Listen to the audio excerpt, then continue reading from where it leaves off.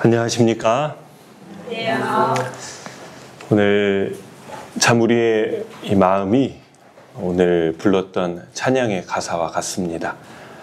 목마른 사슴이 이 생수를 찾아 길을 헤매듯이 참 오늘 우리의 영혼이 갈급하고 또 우리를 위로해 주시고 우리 마음을 채워주실 주님의 생수를 더욱 갈급하게 되는 것 같습니다.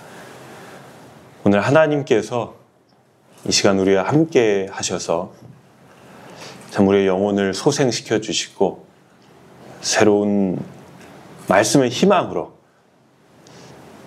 우리의 마음에 임재해 주시기를 간절히 기원합니다. 우리가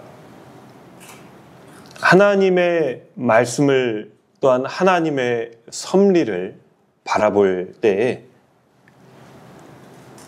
대전제가 한 가지 있어야 합니다. 그것이 무엇이냐면 하나님은 선하시다. 하나님은 옳으시다.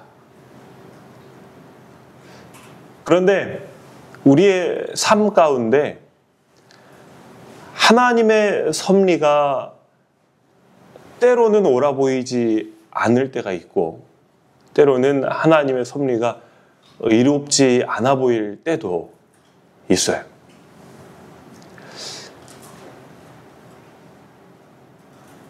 저는 오늘 내일 이 말씀의 시간을 통해서 과연 하나님이 합당하신 분이신지 그 하나님의 합당하신 모든 섭리가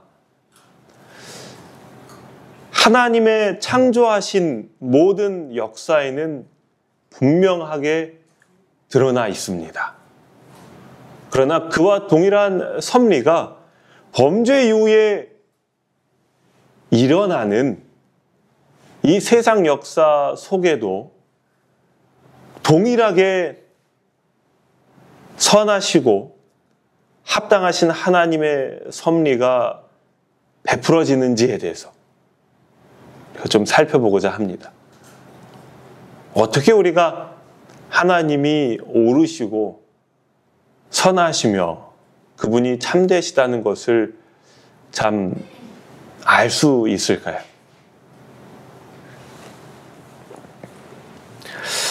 우리 성도님들의 마음 가운데 이번 한 주간 마음 가운데 지니셨던 여러 무게들이 또 큰 부담과 슬픔이 이 말씀을 통하여 조금이나마 위로를 얻고 또한 하나님의 선하심에 대한 확신을 얻게 되시기를 바랍니다.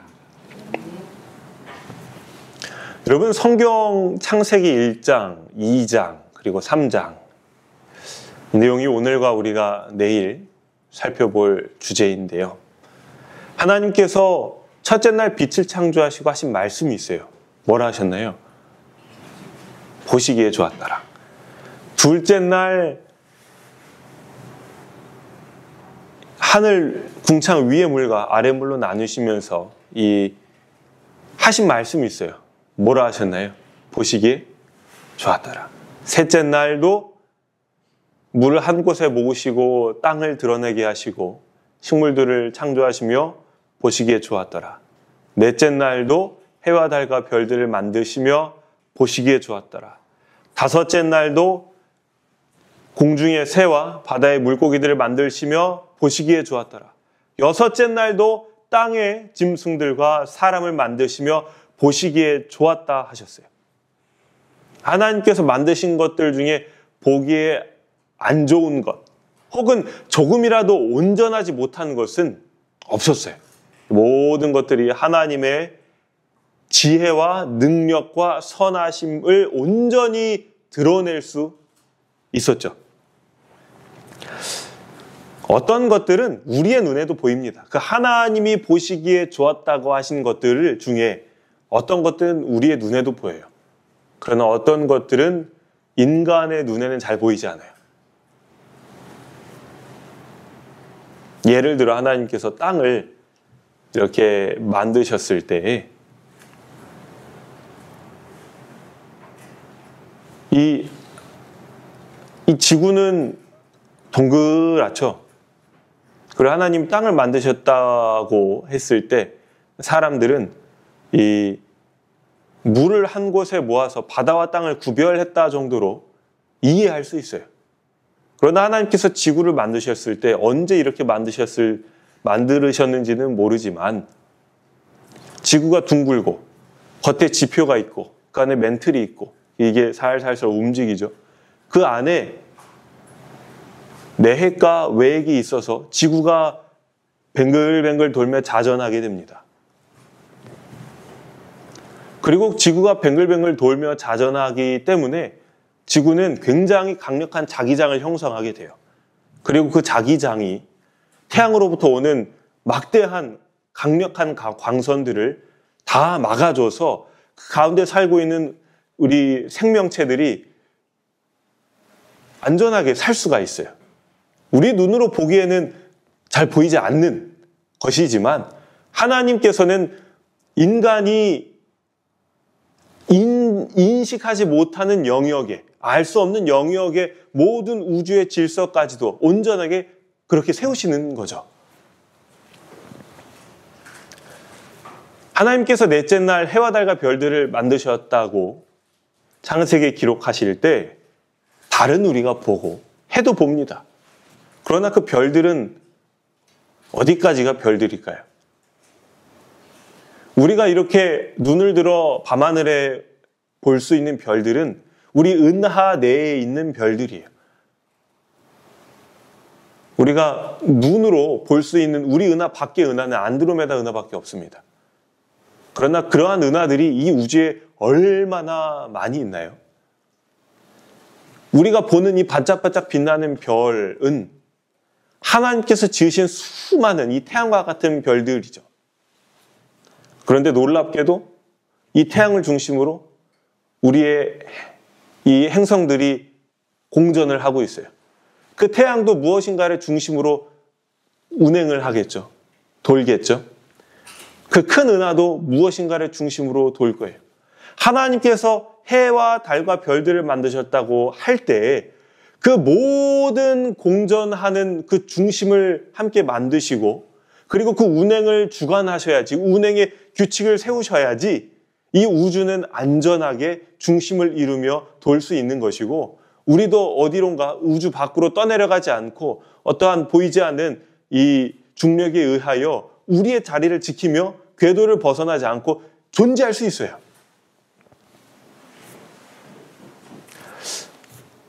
이런 것들은 우리가 알 수 없고 볼 수도 없는 것들이에요. 만일 하나님께서 이 창조하셨을 때 바다의 순환이 어땠는지는 모르겠어요.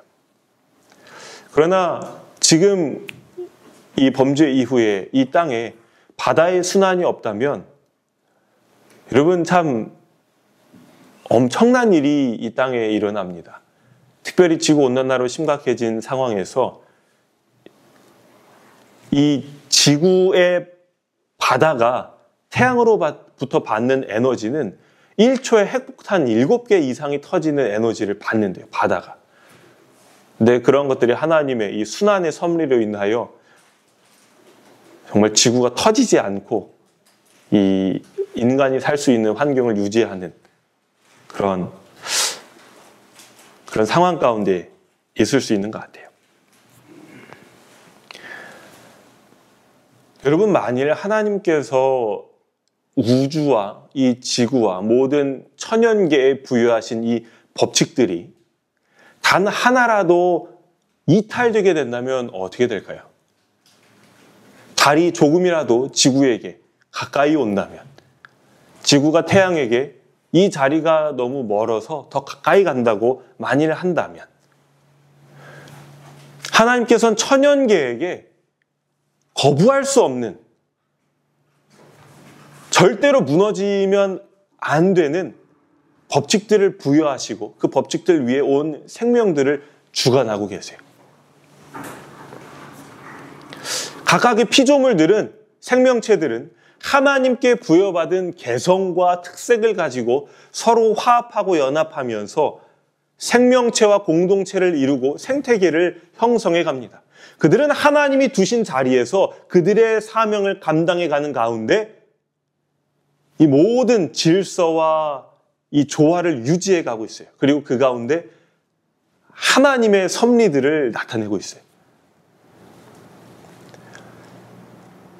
하나님께서는 이 지구에, 천연계에게, 그리고 피조물에게, 그리고 생명체에게 규칙을 주시고, 그리고 그것을 지킴으로 생명을 유지하고 서로에게 축복이 될 수 있도록 그렇게 만드셨습니다. 이것은 하나님이 주신 것이에요. 우리는 이 대전제 속에서 하나님께서 우주를 운행하시고 생명체를 창조하신 그 섭리로 우리에게 주신 것은 우리의 생명을 위하고 우리의 행복을 위하고 우리의 안위를 위한 것이라는 이 대전제를 반드시 기억해야 됩니다. 지금까지 드린 말씀은 눈에 보이는 것들이에요. 이제 우리가 말씀을 통해서 눈에 보이지 않는 것들, 그리고 우리가 말씀을 통하여 생각해야지 알 수 있는 이 하나님이 주시는 것들에 대하여 좀 살펴보겠어요. 우리 함께 창세기의 말씀을 좀 펴도록 하겠습니다. 창세기 1장 26절로 27절의 말씀을 우리 이렇게 또 읽도록 하겠습니다.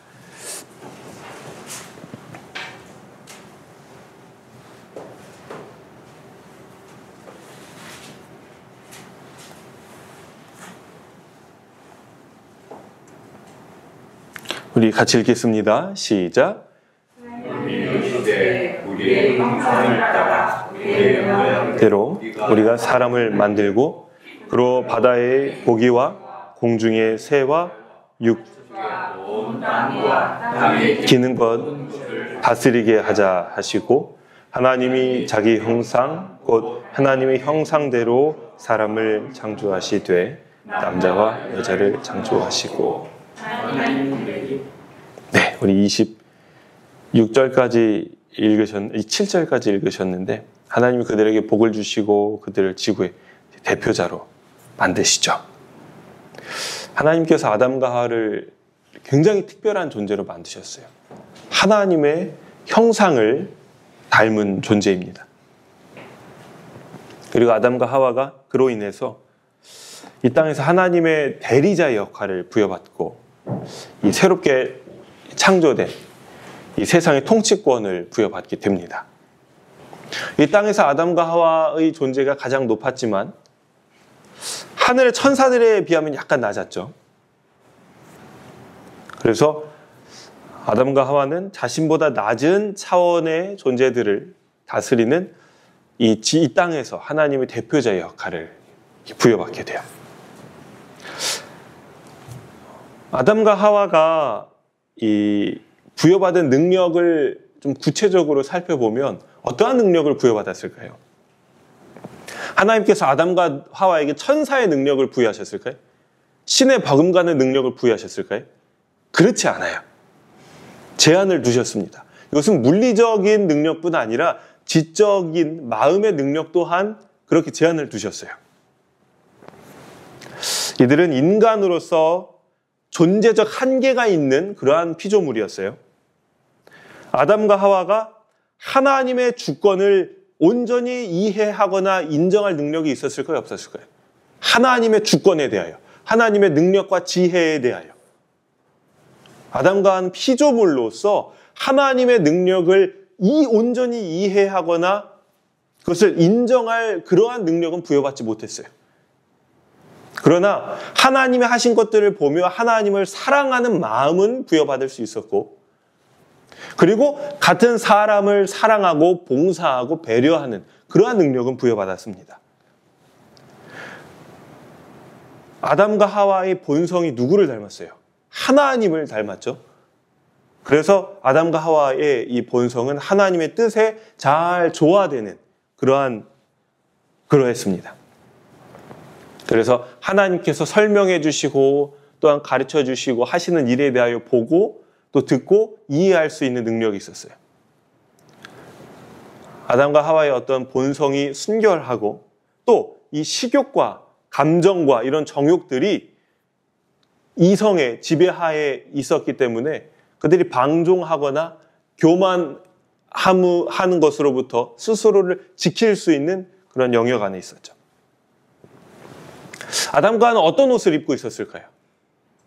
하나님께서 그들이 하나님에 대한 애정과 또한 관계를 유지하는 동안에 그들이 의로 또 순결하게 서 있는 동안에는 그들에게 천사들과 같은 빛의 옷을 입혀주셨습니다. 굉장히 중요한 우리가 바라봐야 할 것이 하나 있어요. 하나님께서는 모든 우주를 창조하실 때 이 천연계를 당신이 창조하신 질서 속에 두셨어요. 그것이 서두에 드린 말씀에 포함되어 있습니다. 그래서 생물이나 무생물이나 천지의 모든 만물은 하나님께서 부여하신 질서에 순응하는 데에 그들의 이 존재의 여부가 결정된다고 볼 수 있어요. 물고기를 물에 살게 두셨는데 나는 땅에 살 거야. 그리고 물고기가 하나님이 두신 터전에서 나와서 다른 데에 산다고 한다면 물고기는 죽어요. 하나님이 달을 저기 두셨는데 나는 지구 말고 목성에 가서 살 거야 하고 가버린다면 지구도 죽고 달도 죽어요. 여러분, 그런데 이러한 표상이, 이러한 하나님이 부여하신 질서가 인간에게도 동일하게 부여됐다는 사실에 대해 어떻게 생각하십니까? 그런데 하나님께서 천연계에게 질서를 부여하실 때에는 그들의 동의를 구하지 않으셨어요. 그냥 그렇게 하신 거예요. 그러나 인간에게 하나님의 형상대로 지으심을 받고 하나님의 하시는 일을 이해할 수 있는 인간에게는 하나님께서 질서를 부여하실 때 너 이렇게 해! 라고 하시는 것이 아니라 그들이 이해하고 선택하여서 자발적으로 순종할 수 있는 자유를 주시고 그들이 지키는 법들이 무생물이나 그리고 동물들이 지키는 어떠한 천연계의 질서가 아니라 하나님이 당신의 형상을 따라 지으심을 받는 그러한 존재들에게 부여하시는 도덕적인 법을 부여하시는 거예요.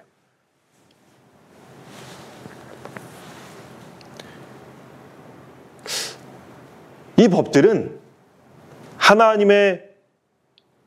하나님께서 하나님이 나타내시는 공의와 자비와 하나님의 영광과 하나님의 지혜와 하나님의 능력을 이해하고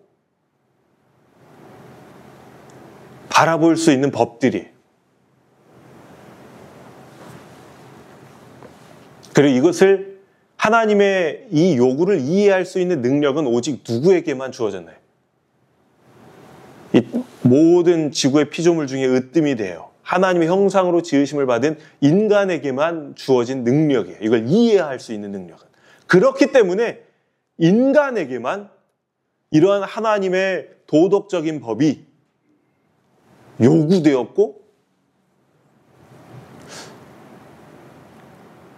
요구되었죠. 여러분, 여기서 참 우리가 바라봐야 될 한 가지가 있어요. 여러분, 만일 지금 드린 말씀에 대하여 이해하시고 동의하신다면 범죄한 인류에게는 하나님께서 아담과 하와에게 주셨던 법보다 조금 더 이해하기 어렵고 높지만 인간만이 이해할 수 있는 법을 또한 요구하세요. 그것이 오늘 이 시간 그리고 이번 한 주 우리에게 필요했던 부분입니다. 범죄한 이 세상 가운데 주어지는 일들에서 하나님의 선하심을 바라보는 마음이에요. 하나님께서 우리에게 주신 것들에 대해 우리가 인정하고 그 가운데 하나님의 공의와 사랑과 자비를 바라볼 수 있는 마음이에요. 이것은 오직 하나님의 형상을 따라 지으심을 받은 우리 인간만이 할 수 있는 것 아니겠습니까? 그래서 우리가 그러한 눈이 참 시험을 받을 때가 있어요. 우리의 마음이 시험을 받을 때가 있어요. 그러나 여러분, 그럴 때일수록 하나님의 선하심을 믿으시고 참으로 하나님의 그 인자하심을 나에게 나타내 주시기를 기도해 주시기를 바랍니다. 다른 모든 만물들은 하나님이 부여하신 질서 가운데 그저 운행됨으로 하나님의 영광을 나타냈지만 여러분, 천사와 인간은 달랐어요. 하나님이 주신 이 도덕적인 법을 즐겨 순종함으로 그들의 생명이 유지되고 그들의 축복이 주어질 수 있었던 것입니다. 여러분, 하나님께서 세상 만물을 당신의 질서 속에 두신 것이 하나님 보시기에 합당하셨을까요? 동시에 하나님의 형상을 따라 지음을 받은 아담과 하와를 하나님의 이 도덕적인 법 속에 두신 것이 하나님 보시기에 합당했을까요? 이것이 우리가 하나님에 대하여 바라봐야 하는 하나님의 선하심에 대한 첫 번째 이 문인 것 같아요. 하나님이 우리를 당신의 질서 속에 두신 것이 과연 합당한가? 우리에게 율법을 요구하시는 것이 하나님의 섭리이고 사랑인가? 자, 이번에는 동산 중앙에 심겨진 생명나무와 또 선악을 알게 하는 나무를 하나님이 그 동산 중앙에 두신 것이 과연 합당하신 일인가에 대하여 좀 보도록 하겠습니다. 창세기 2장 9절에는 여호와 하나님이 그 땅에서 보기에 아름답고 먹기에 좋은 나무가 나게 하시니 동산 가운데에는 생명나무와 선악을 알게 하는 나무가 있더라, 이렇게 기록이 되어 있어요. 하나님이 지으신 에덴 동산의 중앙에 특별한 두 나무가 있었어요. 하나는 생명을 영속시키는 능력이 있는 생명나무예요. 그리고 또 하나는 하나님께서 먹지 말라고 금하신 선악을 알게 하는 나무가 있었는데, 생명나무가 생명을 영속시키는 능력이 있었던 것과 정반대로 이 선악을 알게 하는 나무는 먹으면 어떻게 돼요? 생명을 잃는 그러한 능력이 있는 건지 효과가 있는 건지 결과를 맞이하게 하는 그런 열매였어요. 하나님께서는 이 나무를 과연 동산 중앙에 두신 것이 하나님 보시기에 좋았다라고 할 수 있는 것인가?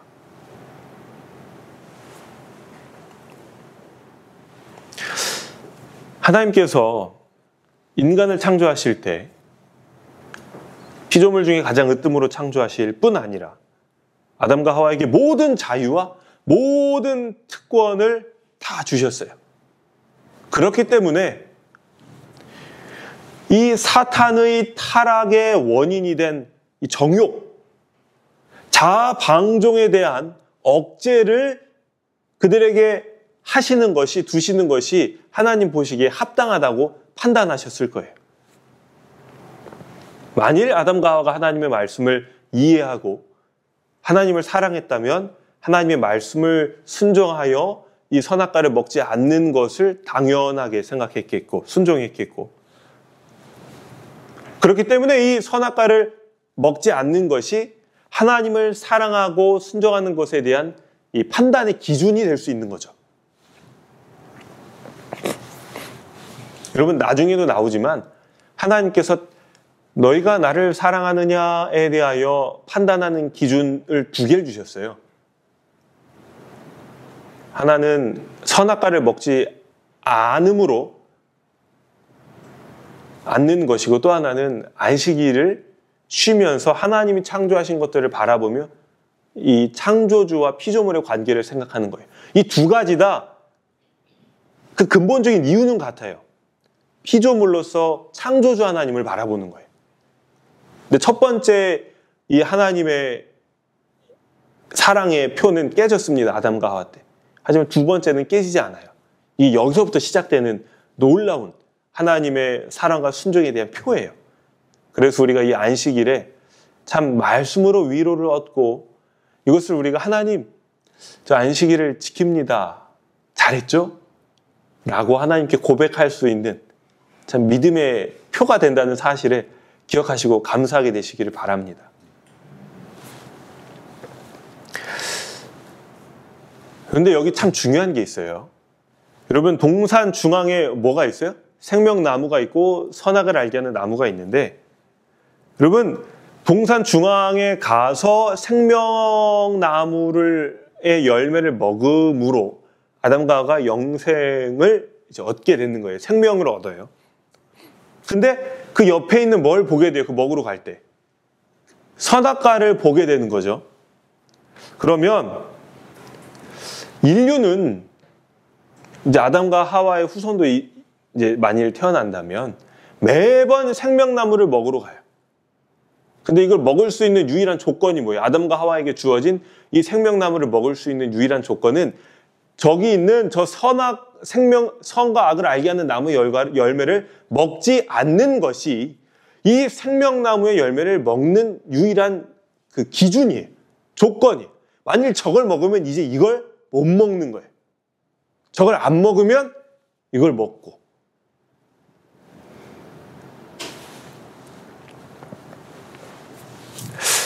그래서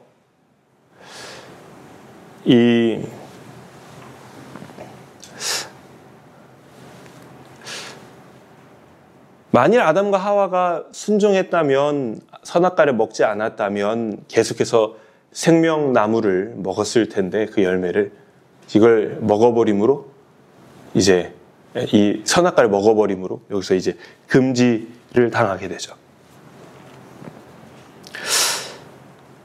여러분, 하나님께서는 사람에게 이 자유를 주시고 또한 율법을 주시면서 이걸 왜 주셨나 하는 걸 또 주셨어요. 그게 뭐냐면 율법을 범할 수 있는 선택의 자유와 또 범할 수 있는 능력도 같이 주셨어요.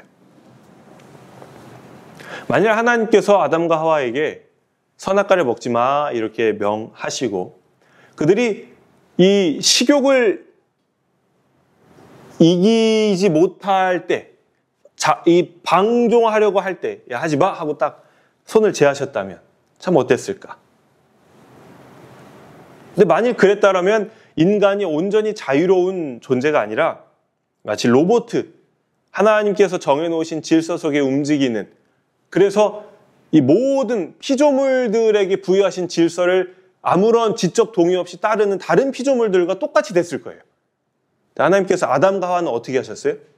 그렇게 두지 않으시고 이해하고 순종하고 자발적으로 할 수 있도록 만드셨죠. 여러분, 이게 하나님의 형상의 가장 큰 부분이에요.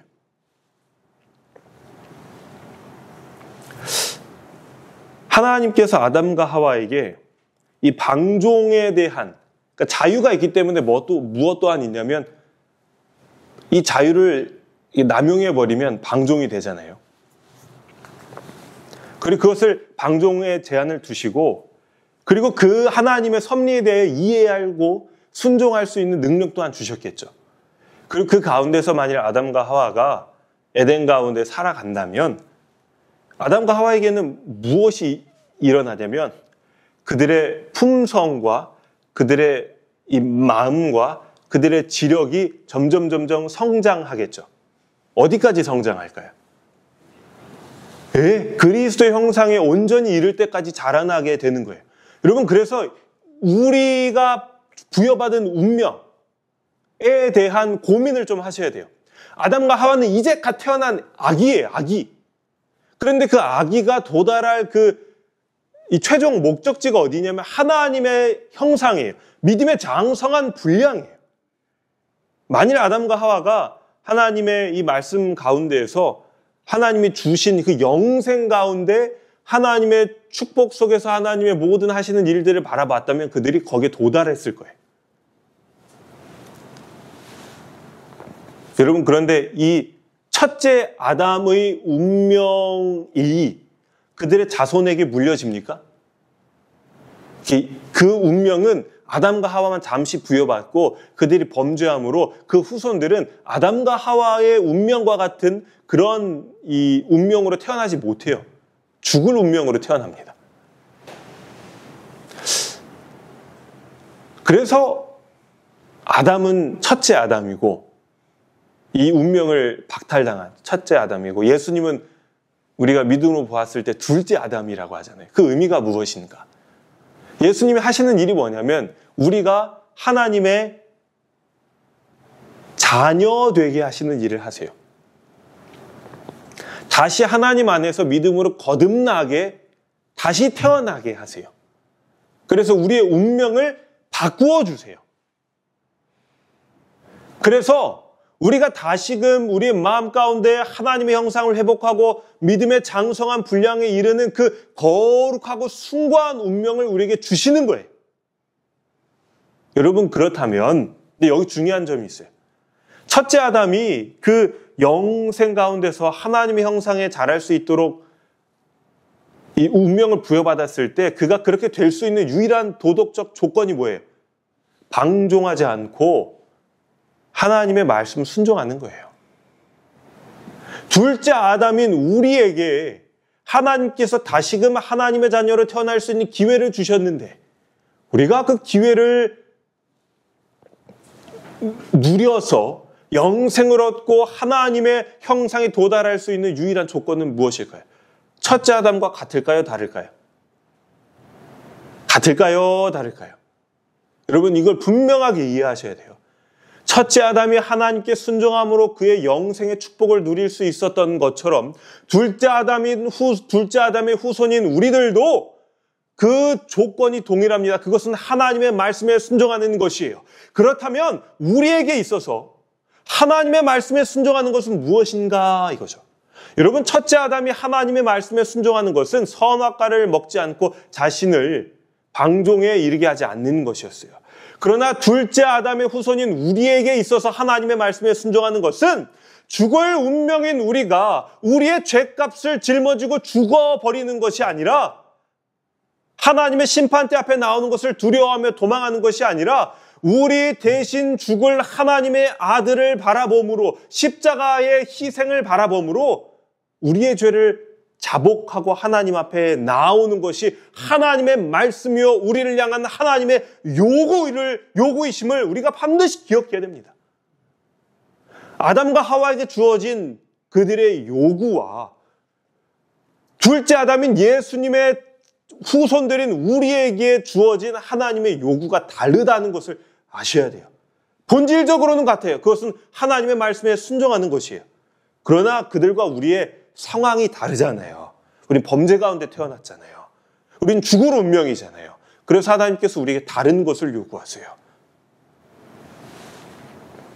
아담과 하와가 에덴 동산에 하나님이 찾아오셨을 때 두려워서 도망한 이래로 하나님께서는 하나님이 우리에게 다가오실 때 죄인이 감당하지 못하고 도망할 것을 아세요. 그래서 혹시 우리가 도망할까 봐 두려우셔서 십자가를 우리 앞에 내어주시면서 내가 너를 사랑한다는 그 사랑의 징표가 여기 있으니 이것을 보고 두려워하지 말고 도망하지 마라. 하나님의 심판을 두려워하지 말고 용서받을 수 있으니까 내가 너에게 다시 이 잃어버린 아담의 축복과 영생을 줄 테니 두려워하지 말고 내 앞에 나오라고 우리에게 초청하시는 것이 하나님의 말씀이에요. 모든 성경은 다 하나님의 감동으로 된 것이에요. 그 성경이 다 무엇을 증거합니까? 예수님을 증거해요. 그 예수님이 뭐예요? 하나님의 말씀의 궁극적인 본질이에요. 그 말씀을 먹는 것이 무엇이에요? 예수님을 먹는 것이에요. 예수님의 살을 먹고 피를 마시는 것이 이 말씀을 우리가 듣고 그것을 받아들이는 겁니다. 모든 것은 예수님에 대한 것이에요. 우리가 만일 이 하나님의 말씀을 순종한다면 다시금 우리에게 하나님의 형상이 회복되는 놀라운 축복이 재창조가 우리에게 일어날 것입니다. 이것이 하나님의 계획이에요. 그래서 우리가 성장할 수 없고 우리의 품성이 바뀔 수 없다고 여러분 좌절하지 마세요. 이것은 하나님의 의도와 설계가 아니에요. 그리스도를 바라보고 죄를 자복하는 모든 피조물들에게 하나님께서는 그 죄를 사하여 주시고 그 가운데 성령으로 말미암아 그리스도의 형상을 다시 창조해 주실 것입니다. 그래서 여러분, 하나님께서 아담과 하와에게 그들의 방종에 대한 어떤 제한을 두시고 선악과를 먹지 말라고 제한하셔서, 그리고 그들이 이것을 이러한 하나님의 뜻을 이해하고 순종할 능력을 주시고 선택할 자유를 주신 것이 합당한가 합당하지 않은가예요. 하나님께서는 우리를 품성의 개발이 가능한 온전히 하나님의 형상을 닮은 하나님의 자녀로 창조하셨어요. 그렇기 때문에 참 이러한 선악과조차도 하나님의 무한하신 지혜 속에서 하나님 보시기에 합당한 것이었다는 것을 우리가 믿음으로 고백할 수 있어야 합니다. 우리 한 가지 주제에 대하여 더 좀 말씀드릴게요. 우리 창세기 2장 1절로 3절 말씀을 함께 펴서 같이 읽도록 하겠습니다. 창세기 2장 1절로 3절의 말씀입니다.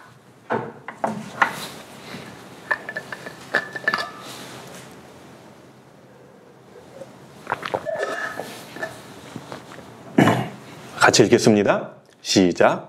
천지와 만물이 다 이루니라.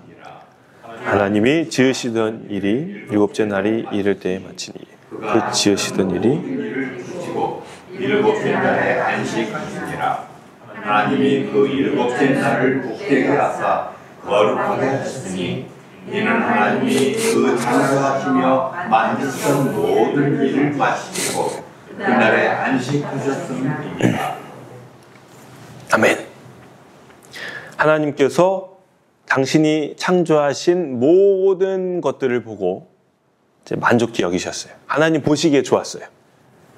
모든 것이 완전했고 하나님의 거룩하신 이 영광과 능력을 드러내기에 적합한 상태로 온전하게 창조가 되었습니다. 그리고 하나님의 창조 사업을 마치시고 이날을 기념하여서 기쁨 가운데 쉬셨어요. 그리고 하나님께서 이 일곱째 날에 안식하시면서 이날을 사람을 위하여 구별하시고 안식일로 주셨어요. 그래서 창조주의 모본을 따라 지어진 이 사람은 하나님의 모본을 따라서 이날에 휴식하게 되었습니다.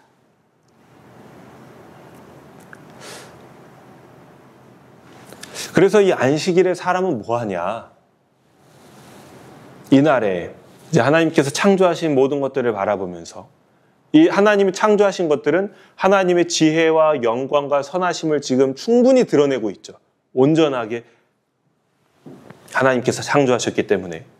이것을 보면서 하나님의 이 창조의 사업을 회상하고 그 가운데 나타난 하나님의 여러 모습들을 바라보면서 하나님을 배워갈 수 있는 거예요. 이 교과서예요, 교과서. 그러면 이 피조물들의 마음 가운데 하나님을 향한 이 경외심과 또 사랑이 피어나도록 하나님이 그렇게 만들어 놓으셨어요.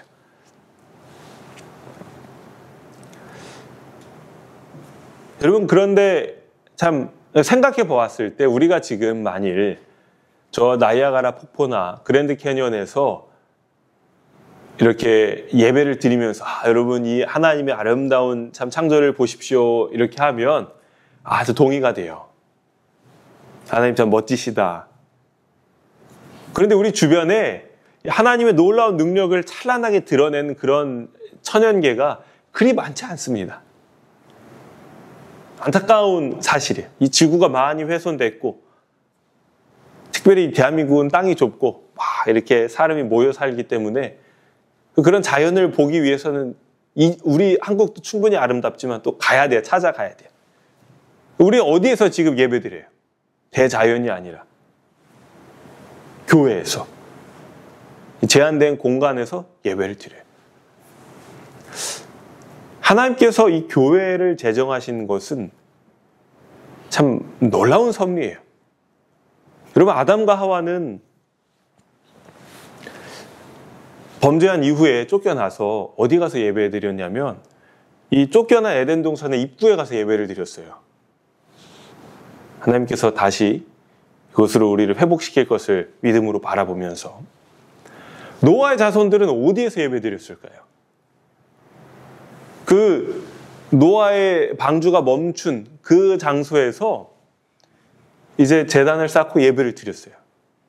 근데 이제 그 답답하고 지루해가지고 많은 이 노아의 자손들이 동쪽으로 가서 시날 땅에 이제 정착을 하게 되죠.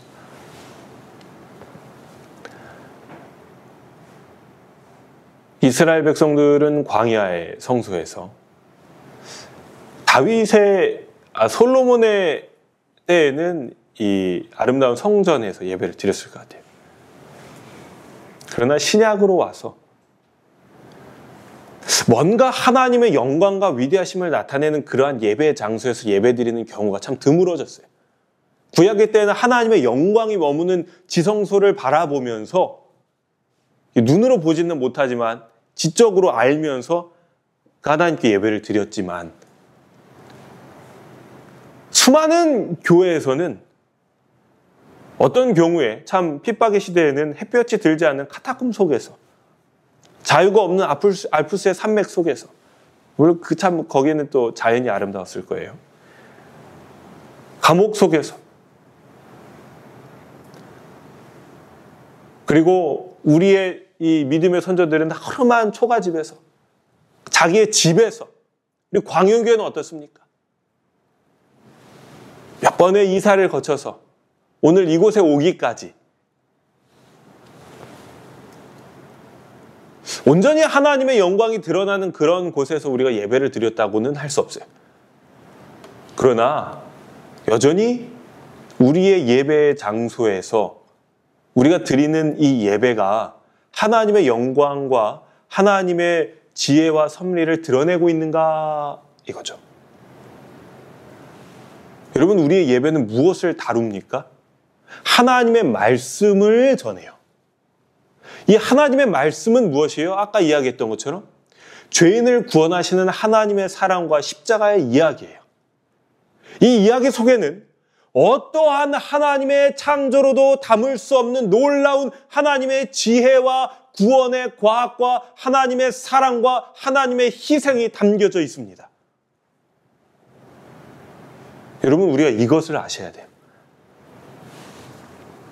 결코 아담과 하와가 창조된 그 에덴 속에서 안식일을 지내면서 바라볼 수 없었던 놀라운 하나님의 사랑과 그 능력이 오늘 우리의 예배 가운데 하나님의 말씀을 증언함으로 그 십자가를 우리가 높임으로 하나님의 선하심이 드러나고 하나님의 사랑과 하나님의 지혜가 드러나는 거예요. 여러분, 오늘 우리의 예배는 그래서 아름다운 거예요. 그래서 하나님의 영광을 우리가 바라보면서 예배를 드릴 수 있는 것이에요. 여러분, 이 안식일에 감사하십니까?